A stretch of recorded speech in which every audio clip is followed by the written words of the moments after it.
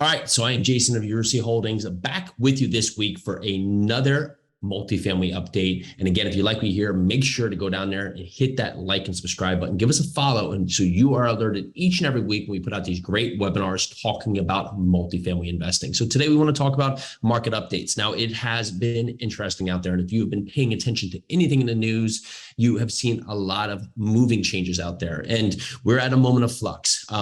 But when we're not, in most points of life, there's always a moment of flux, and it's our reaction to it that puts us in that very point of either controlling our outcomes or letting our outcomes control us. So, of course, we have the Fed, who is making a lot of moves right now, trying to control inflation. And each point where we think we are going to hear something that's going to work in our favor, we're going to start to see inflation regressing, right? Starting to get back to that tried and true number of 2%, which the Fed really is targeted on.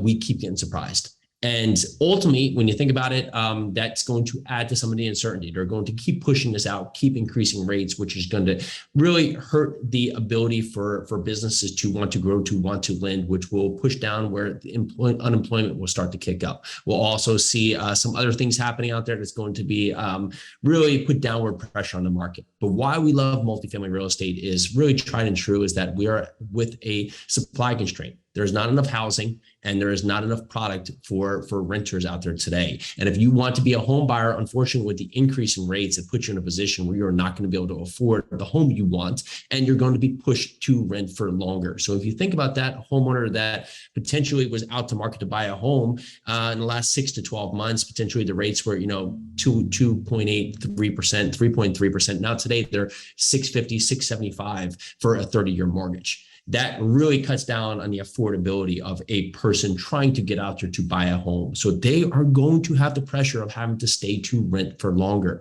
And now noting that we see that with 4 to 5 or 6 million homes short again this decade, well, the rentals are going to be sparse.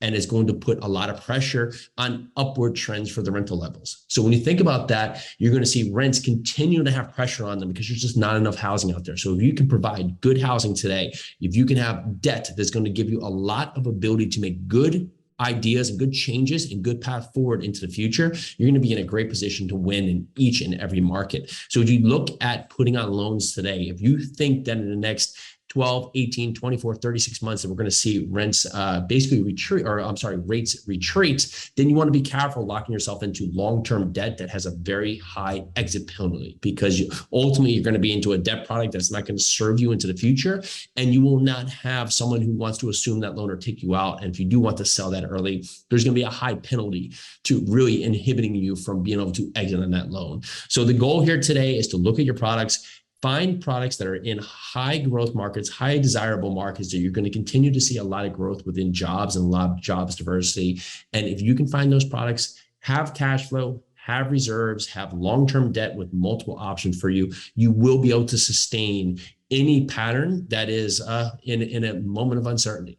So as you go forward, September has been another month with a lot of pieces that have yet to unravel, and we will continue to see this. And it may be another 12 or 24 months of this.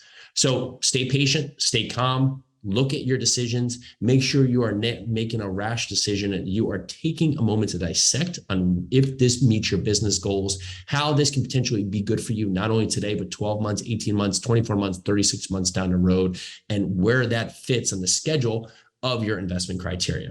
All right, so that's what I got today. Thank you so much for jumping in with us. Thank you so much for diving in. Make sure you go down there and hit that follow button so you are alerted each and every week we come out there. I'm Jason Yarusi of Yarusi Holdings. We're a multifamily investment firm, again, here in Tennessee. Love to talk with you. If you have comments, make sure to go down there, hit us in the comments, reach out to us at our website, yarusiholdings.com. Let's go.